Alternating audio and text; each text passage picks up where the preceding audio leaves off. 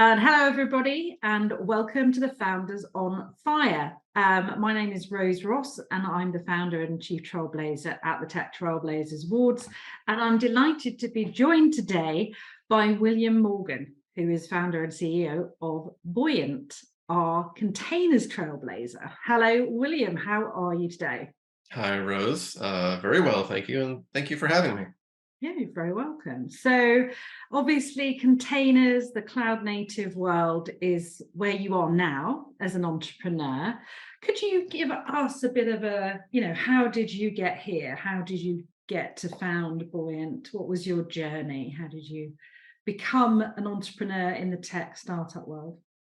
Sure. Yeah. So, I started as a software engineer, and I spent most of my life at various startups or big companies over the years. And I think probably most relevant to that is as I worked at Twitter as a software engineer, and then as an engineering manager there. In kind of the early days, 2010 to 2014, something like that. And that was at a time where Twitter was going through this very big infrastructure transformation, which is, kind of where I was. And the stuff that was happening there was so, was so kind of profound and transformative to Twitter itself and its ability to actually stay up and, not have the fail whale.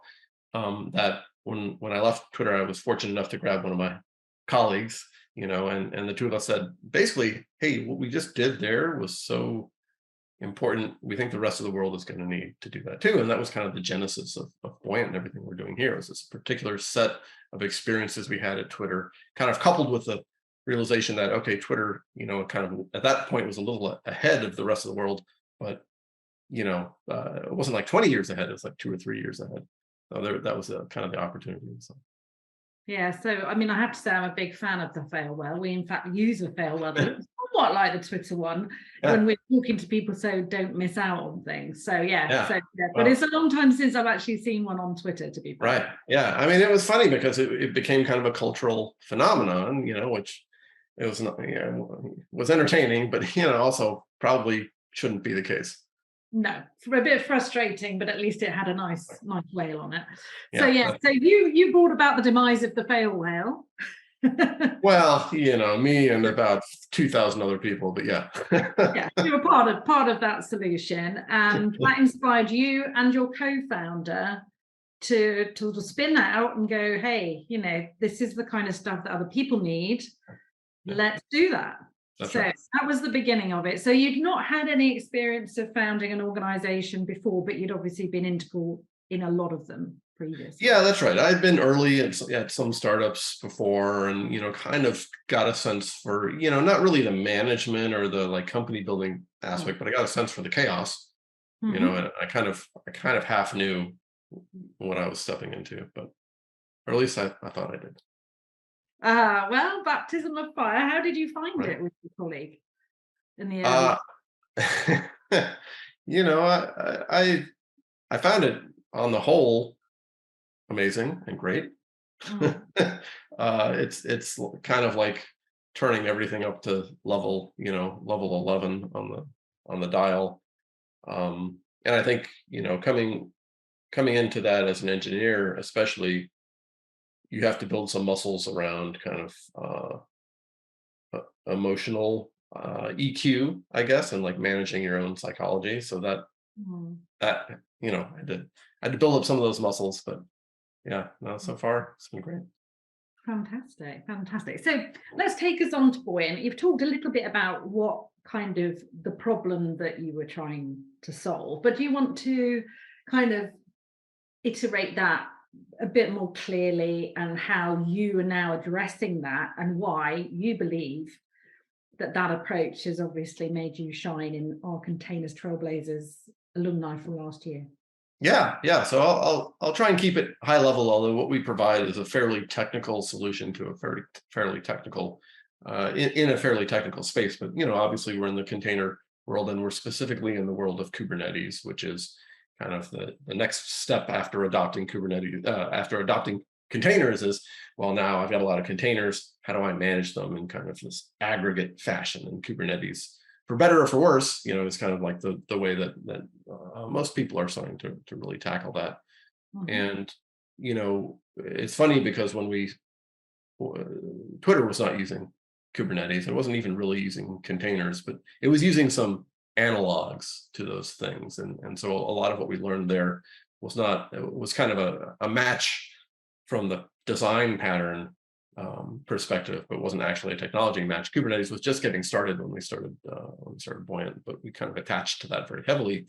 And so the idea is, okay, for a lot of companies are basically replatforming on Kubernetes, or if they're earlier companies are adopting Kubernetes in greenfield. And it's this particular way of deploying your applications and managing your applications where, you kind of abstract away the fact that there are a group of machines there, right? So yes, there are machines that are running this hardware, or there are machines that are running your applications, but you're telling Kubernetes, you know what, just here's 20 VMs, just like you manage it. And I want you to run 5 copies of this and 12 copies of this and 7 copies of that, and you figure it out, right? So that's kind of what Kubernetes gives you. And our kind of realization at Buoyant was, well, that's not actually enough to really run a full-fledged application. There's a bunch of other stuff you need to do, especially around kind of the network connectivity between those applications. Because when people are adopting Kubernetes, they're typically not taking like this giant monolithic piece of software and running it there. They're breaking it down into microservices, right? They're breaking it down to these components. Those components talk to each other over the network and in a coordinated fashion. That is, that is your application that you're running. And those connections between those components, are things that need to be managed and observed. They need to be secured. They need to be, they need to have reliability kind of semantics layered on top. And so all of that led us to coining this idea, which now is very popular, but at the time was like a meaningless buzzword, called the service mesh. Right? So what Buoyant does today, what we're most known for, is we build a service mesh. It's called Linkerd, and it's open source, and it's part of the cloud native computing foundation, the same foundation that hosts Kubernetes and Prometheus and a bunch of other kind of these foundational technologies. And so what Linkerd allows you to do is basically, for a Kubernetes application, get observability, get security, get reliability in a way that Kubernetes itself doesn't provide. That's not a failing on Kubernetes' part, right?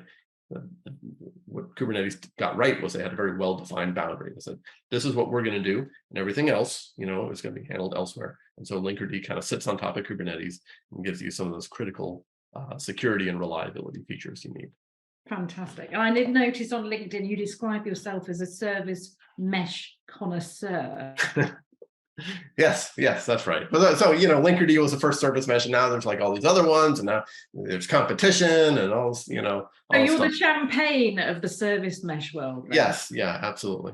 Fantastic. Yeah. Well, and in that world, like what Linkerd is known for is simplicity and lightweightness. It's very easy, and here we get into kind of like some of my theories about infrastructure software, but it's very easy to make infrastructure software that is the ultimate solution to all problems and has every feature in the world, but is, when you actually try and run it, when you actually try and operate it, it's a nightmare, right? Things break and you don't know why, things fall apart. And, when you're building the software as an engineer, I think especially, you want to focus on the power. You focus on, hey, we're going to do everything for all people and it's going to be the ultimate solution. And you're not really spending a lot of time thinking about, well, what would it take for a human being to actually operate this, to actually, have to wake up at 3 a.m.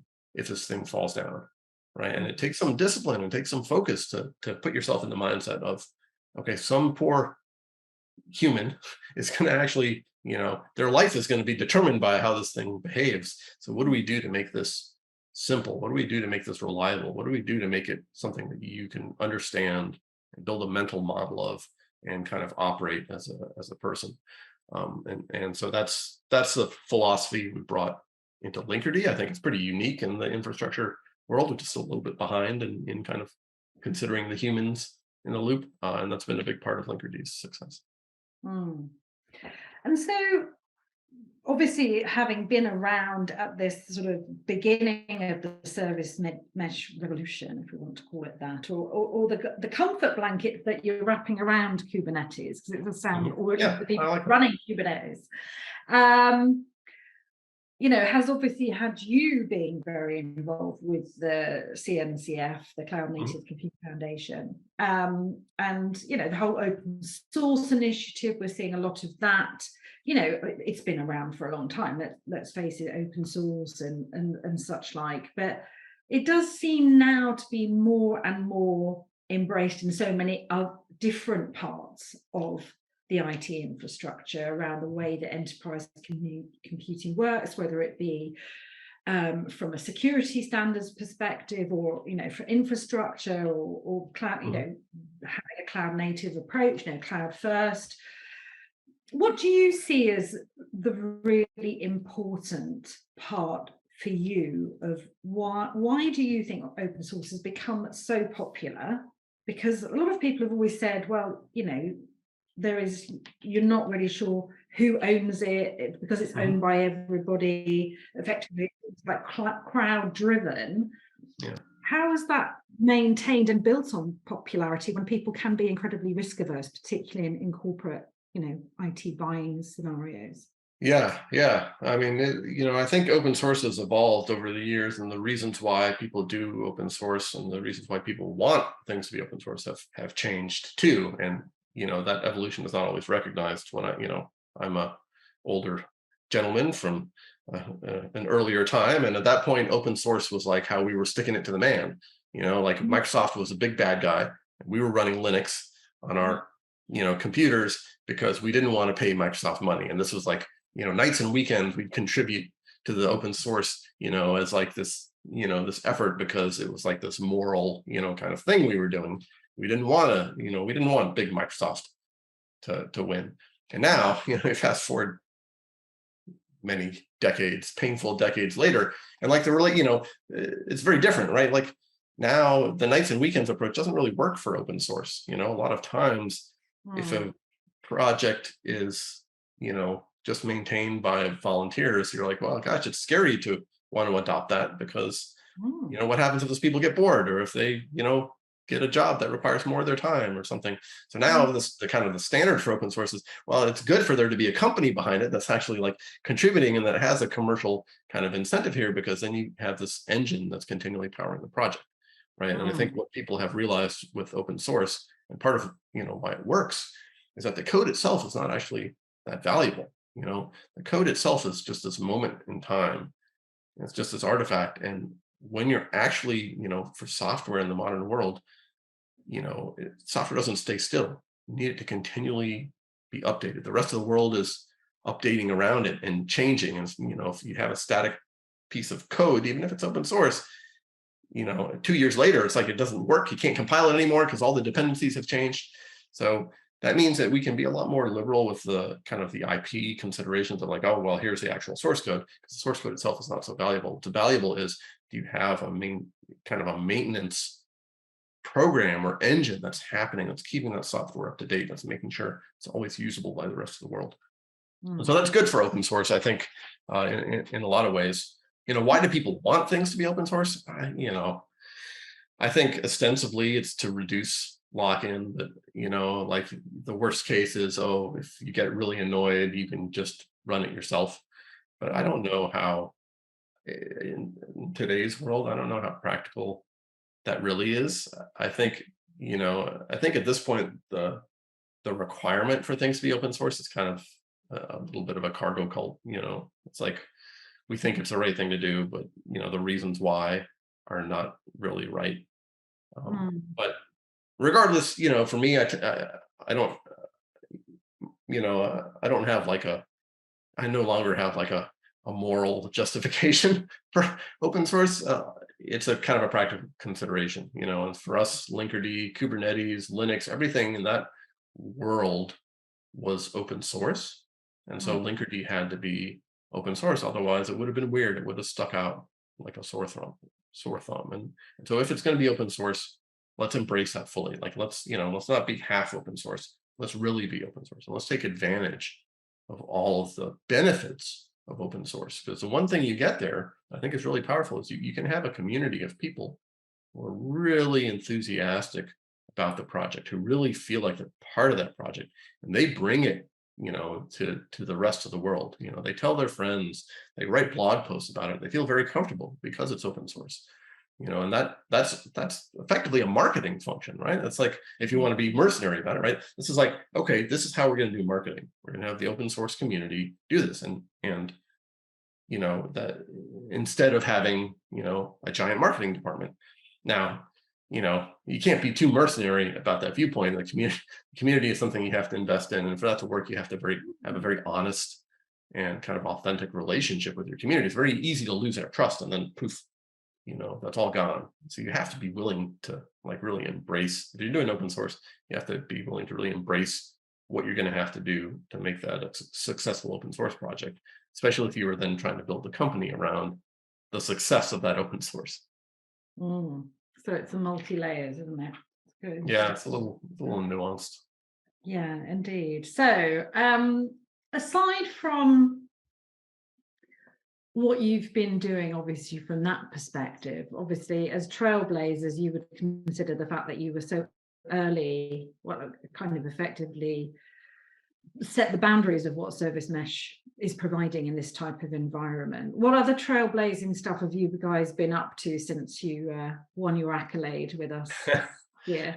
Yeah. So I think the big, kind of the big innovation from us, obviously Linkerd continues, and we've got a lot of exciting features that we're continually adding to the project. But, the thing we've been working on recently that I'm really excited about is kind of on the operational side, and this is where the commercial kind of counterpart to Linkerd comes in. We have a SaaS product called Buoyant Cloud that pairs with Linkerd and basically takes on the operational burden for Linkerd. And I really, really like this model because, running software is painful. Even if it's open source, right? If you are responsible for maintaining it, if you're responsible for keeping up to date with security patches, if you're responsible for alerting and monitoring, that's a lot of work. That's a full-time job, right? And a lot of that we can actually automate for you. And so that's what we do on the commercial side, is we say, hey, you know what? You want Linkerd? Great. You can run it yourself. That's totally fine. And some people really want to do that, and that's fine. Or you can allow us to run it for you. And that's what Buoyant Cloud will do. And either way, you're getting the benefits. It's open source, it's running on your cluster, you get security and reliability and and observability and all the benefits of a service mesh. And you can decide, am I paying engineers, and kind of the engineering leader in the company, am I going to pay my engineers to maintain it, or am I going to pay Buoyant to maintain it? And I think that's a really nice choice, right? It's very clear what the boundary is between what is in the open source and what's in the commercial stuff. And maintaining that boundary is really, I think it's really important, because you don't want to cannibalize your open source community. No. And what kind of verticals are you seeing? Sort of, obviously you've had, a customer base with the open source of things. Who is embracing this sort of managed service, Linkerd as a service? Yeah. So it's really interesting, because Linkerd adoption itself is really across verticals. It's really more a function of who's adopting Kubernetes. Yeah. Than what industry you're in. So we have a lot of folks in fintech is a big one for Linkerd, because and healthcare is a big one, because they're both very interested in kind of the security aspects. There's very sensitive data that goes across the wire that they want to protect, and Linkerd gives them a good way of doing that, a great way of doing that. But we also see, e-commerce, retailers, right? So it's, Nordstrom is there. We see video games, Microsoft Xbox Cloud, the cloud gaming thing, is using Linkerd in some massive way, using it for security. I gave a nice talk at the last KubeCon in Valencia, Spain, about how they deployed Linkerd across all these clusters and tens of thousands of pods. And so it's like everything from I'm here in Texas. There's a grocery store, very popular grocery store called HEB, and HEB uses Linkerd to power their curbside and their delivery service. And they rolled that out really quickly in the midst of the pandemic because they wanted their customers to get groceries without having to come into the store. And they use Linkerd to do that. So there's all these different stories of people, using it across verticals. And it's kind of, I don't know, I wouldn't have expected any of this early on, right? It's like, Sure. I wouldn't have predicted, oh yeah, it's going to be in grocery stores and powering video games and, people buying clothing online, right? Fantastic. So you can be clothed, fed, and entertained then. Yeah, exactly. You got the trifecta. Uh-huh. Yeah, you've got the trifecta, right? Fantastic. Got it all covered. Brilliant. For you as an entrepreneur, as a have been a software developer, part of a startup environment, moving into giving up the day job, so to speak, to build a company, what do you think you would pass on as advice to people who are perhaps a little bit earlier in their journey for that? What's been important? If you had 3 things that you say that you think have helped you either as lessons or as things that you've embraced as a principle. Yeah, so I think the first lesson is being comfortable with ambiguity and being comfortable with the unknown. As an engineer, so my perspective here is I started as an engineer, right, and then I became a founder, and now I don't write code anymore, which I miss. Every day I miss it, but I can't let myself do that. That would be a bad sign if I was writing code at this point. It probably would be terrible. So I think the first thing is getting comfortable with ambiguity and with the unknown. As an engineer, your instinct is you want to understand everything, right? Here's the problem, okay, or here's the thing, okay. Well, let's figure it out, right? Let's sit down, let's come up with the master plan that takes into account every possible way that this could go wrong, right? And that's what you're trained to do, right? Like when you're writing software, you're always thinking, what's the edge case here? Well, what if someone puts in a letter instead of a number? What if someone puts in -1? What if the network is down, right? And you have to be able to take a step back and say, okay, I can't actually control for every variable, so let's leave this area ambiguous. Let's leave this thing uncomfortable and unknown, and let's focus on what can we control and what are the contingency plans. And for me, I actually took some inspiration, but there's a game. If you're a huge nerd, chess is not cool enough for you, so you play this game called Go, which is came from China, got very big in Japan and Korea. But Go, and I'm a terrible Go player, I suck at it. But the one thing that I learned from that game is that there is ambiguity there, and a lot of the way you play Go is you say this area is ambiguous, but it's actually not important right now. It's more important for me to focus on this other area where I think, the gains are going to be bigger. And like that same mindset, I think is really important. You have to have a really clear idea of what are the priorities, what's important for you to spend your time on. So that's maybe my second point, which is you got to get really good at prioritization. There's always going to be, you have to get good at prioritization. You have to get comfortable at least with saying no to stuff that is good to do, but it's not the most important thing to do. So there's going to be things, it's going to be too much work for you to do, for your company, not just you, for your company to do. Yeah. There's always going to be stuff that would be good to do, right?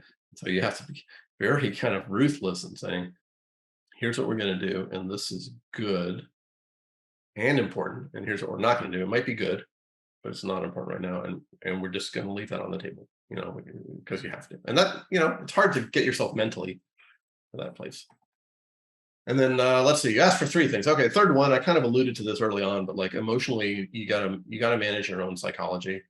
And I think kind of depends where you are as an engineer. Over time, if you progress kind of up the engineering career ladder, you get into more and more of a leadership position, even if you're still like an engineer, right? And those same principles apply, right? You're going to have people looking to you and kind of trusting you, right? They're putting their faith in you. If they're joining the company, a lot of it is they're putting their faith in you as a leader. And you might be really nervous. Something terrible might just have happened. You might have just lost some big deal.